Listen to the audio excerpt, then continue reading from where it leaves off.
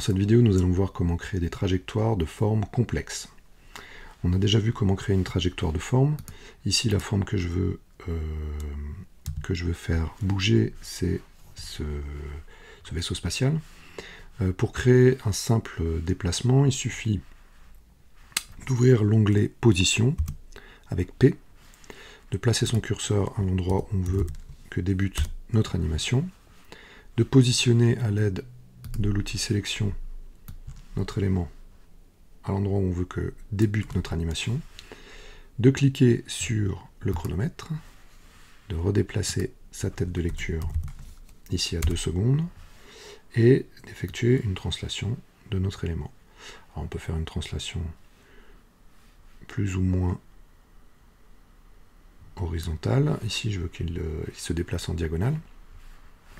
Et le logiciel nous crée donc un déplacement de notre élément, ici, de la gauche vers le coin, de la droite vers le coin en haut à gauche. Seulement ce mouvement est rectiligne, donc on peut vouloir avoir besoin d'avoir un mouvement qui soit plus courbe. Pour ça, on peut déformer une trajectoire déjà mise en place. Par exemple ici, si je sélectionne ma trajectoire, je vais voir que sur ce point, on a un rond ici. Alors tous ces petits points sont en fait les images, les frames qui sont entre mes deux points, le point de départ et le point d'arrivée. On a 29 images par seconde, donc il doit y avoir 29 frames qui ont été calculés par le logiciel. Nous, on peut simplement modifier la première et la deuxième, puisque ce sont des images clés qu'on a placées. Ici, vous avez ce petit rond qui est en fait la poignée qu'on peut tirer pour courber notre mouvement rectiligne. On en a une autre de l'autre côté, qu'on peut là encore tirer, étendre, pour déformer notre trajectoire. Donc là, il m'a créé un mouvement, donc le mouvement de cette soucoupe qui était tout à l'heure rectiligne, et cette fois courbe, et on a la soucoupe qui suit cette courbe. Donc ça, c'est une bonne solution pour créer des mouvements, des trajectoires légèrement complexes, mais des fois, ce n'est pas suffisant pour pouvoir créer des mouvements un peu plus complexes encore. Donc une deuxième solution consiste à tracer directement, à dessiner une trajectoire sur ma composition et l'utiliser comme trajectoire de forme. Alors je vais simplement arrêter tout ça, je vais enlever toutes mes positions, je me place sur ma première image, donc je déclic le chronomètre, ce qui m'enlève toutes mes images clés, on n'a plus aucune trajectoire qui est apparente sur ma composition. Ce qu'on va faire maintenant, c'est, je vais déplacer un peu tout ça, c'est créer donc une trajectoire. Alors pour créer une trajectoire, on peut la dessiner directement dans After Effects à l'aide de l'outil plume. Ce qu'il faut d'abord, c'est s'assurer que aucun calque n'est sélectionné. Si je dessine avec l'outil plume sur un calque, ça va créer un masque. Alors nous, ce qu'on veut, c'est qu'il crée un calque de forme à l'aide de mon outil plume. Donc je désélectionne tous les calques, et ensuite je sélectionne mon outil plume, et je vais tracer mes points. Alors il faut savoir que le premier point que je vais tracer sera le premier point de mon animation. Et le dernier point, bien sûr, l'arrivée de mon animation. Donc je vais faire en sorte que ma soucoupe parte de la droite. Je vais créer un premier point d'ancrage, et ensuite fasse une boucle, ici, pour repartir sur la gauche de mon écran. Donc je vais créer autant de points que nécessaire. Ici c'est un mouvement assez simple, donc je vais faire 1, 2, 3, 4 points suffiront. Je vais créer ces points afin qu'on ait cette forme. Alors cette forme a un fond et un contour. Pour ce qui nous concerne, enfin, peu importe qu'elle ait un fond ou un contour, puisqu'on va la transformer en trajectoire. Donc vous voyez qu'il m'a créé un calque de forme ici. Alors ce qui nous intéresse, c'est pas ce calque de forme, mais c'est son contenu. On va aller chercher dans le contenu, ici, de la forme 1, son tracé. Et il faut bien sélectionner cet onglet avec le petit chronomètre qui est derrière, le tracé. Vous voyez que tous les points ont été sélectionnés. Et il me suffit juste de les copier, donc CTRL-C ou pomme C sur Mac, je les copie, et je vais ensuite aller sur le calque qui m'intéresse. Donc ce calque sous-coupe, je vais lui préciser que c'est la position que je veux changer, donc il faut être sûr d'avoir la position ouverte, donc P à nouveau pour position. Je sélectionne ma position, et je vais coller, donc CTRL V ou pomme V sur Mac, coller ma position, en tout cas coller ma trajectoire sur l'onglet position. Et vous voyez ici que une trajectoire s'est créée. Alors je vais me débarrasser du calque de forme, je l'efface. On a une position ici et des images clés qui ont été créées. Ces images clés, on a la première au premier point, la seconde au second point, la troisième au troisième point, et la dernière, enfin, au dernier point. Une animation a été créée le long d'une trajectoire complexe. On va le laisser calculer très rapidement à l'aide de l'outil Plume dans After Effects. Cette animation, on peut la trouver trop rapide ou trop lente. Alors pour l'accélérer ou la diminuer, on va sélectionner le point et pouvoir le dernier point de l'animation, et en appuyant sur Alt on peut rapprocher l'animation. Donc il va créer une animation beaucoup plus rapide cette fois autour de cette courbe. Plus les points sont rapprochés, plus l'animation bien sûr est rapide. C'est peut-être un peu trop rapide. On peut aussi l'allonger, donc ça je vous l'ai déjà montré dans une autre vidéo, jusqu'à trouver le moment et la durée qu'on souhaite. On va voir ce que ça donne. Voilà. Voilà pour cette petite animation le long d'une trajectoire.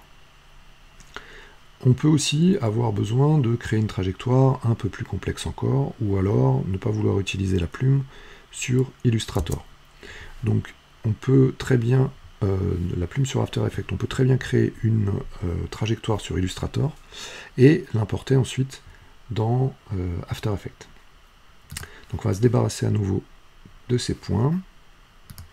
Je vais me positionner à mon curseur à 1 seconde. Et on va voir comment créer notre animation. Je vais déplacer simplement cet élément pour qu'il soit au bon endroit. Et on va voir comment créer notre animation à partir d'un tracé qu'on aurait fait dans Illustrator. Alors, on va aller dans Illustrator et sélectionner un tracé. Donc j'ai déjà effectué un tracé à la plume dans Illustrator. J'ai ouvert un format qui est du Full HD, donc on a bien un écran, ça permet de se repérer, de savoir où est-ce qu'on va rentrer dans l'écran, quel est le trajet que l'objet va devoir faire dans l'écran, et par où il va ressortir de cet écran. Donc mon format ici est un format 1080p en Full HD, ce qui correspond à ma composition. Donc toujours, les étapes sont les suivantes. Une fois que j'ai créé mon tracé, donc j'ai commencé par ce point, ensuite celui-ci, celui-là, celui-là, celui-là, pour enfin revenir au dernier. Si j'avais commencé par ce point, mon animation commencerait à cet endroit-là. Donc on sélectionne son tracé, on le copie, CTRL-C ou pomme C, on retourne dans After Effects, on va le coller et toujours faire attention que c'est dans ce calque que je veux le coller sur la position. Si la position n'est pas affichée, c'est toujours pareil, le raccourci c'est P pour faire afficher la position. On sélectionne l'onglet position et on va coller CTRL-V ou pomme V notre trajectoire. Et on voit que cette trajectoire a été collée sur mon élément. Donc j'ai beaucoup plus de points d'ancrage et donc il y a beaucoup plus d'images clés qui ont été créées. Alors si la position de cet élément ne me convient pas, je peux très bien avec la flèche le déplacer pour l'amener ailleurs. Pardon. J'ai sélectionné la mauvaise, donc je sélectionne ma position et je peux le déplacer soit avec soit en sélectionnant tout ça, en mettant mon image clé dans la position ailleurs, et en le déplaçant, je sélectionne toujours le mauvais. Voilà, je peux prendre ça. C'est compliqué. J'ai fait un CTRL Z, super. Donc soit en déplaçant toutes ces images, ou simplement en déplaçant leur X ou leur Y pour le monter ou le descendre. Donc là je vais simplement le monter un peu plus, pour être sûr que mon élément soit dans la scène. Je vais lancer un calcul, pour voir un petit peu comment réagit. Voilà. Donc on a bien un mouvement, une trajectoire complexe qui a été créée d'abord dans l'Illustrator, et ensuite importée dans After Effects. Toujours le même principe, si on veut accélérer ou ralentir notre animation, on sélectionne la dernière image, on appuie sur Alt et on rapproche ou on éloigne les points. Ça permet d'avoir une animation plus ou moins fluide. Vous avez toujours l'option, en sélectionnant ces points, de lisser la vitesse. Donc si on clique assistant d'image clé, lissage de vitesse, on peut avoir quelque chose qui va être plus rapide au départ, plus lent au départ et plus lent à l'arrivée, et beaucoup plus rapide au milieu. Ça ne correspond pas vraiment à un vol de soucoupe volante, donc dans ce cas-là, ça n'a aucun intérêt, mais je vous rappelle que c'est toujours possible de faire ce lissage de vitesse. Alors une dernière chose, vous avez vu qu'ici, le mouvement, en tout cas la soucoupe, garde toujours son orientation. Elle est toujours horizontale, bien qu'elle suive le mouvement de ma trajectoire. Alors, ce que j'aimerais faire, c'est faire en sorte qu'elle suive l'orientation de ma trajectoire. Donc pour ça, il suffit de cliquer, de sélectionner le calque, donc le calque qui est animé, de faire un clic droit sur ce calque, d'aller dans Géométrie, et dans Géométrie, tout en bas, vous avez Orientation automatique. Ça va forcer l'élément à s'orienter le long de la trajectoire. Donc, si je fais Orientation automatique, je clique sur Orienter sur le chemin, OK, et là, elle s'est retournée, mais on va voir qu'elle va suivre. Elle va suivre la courbure de mon mouvement. Alors, pour faire en sorte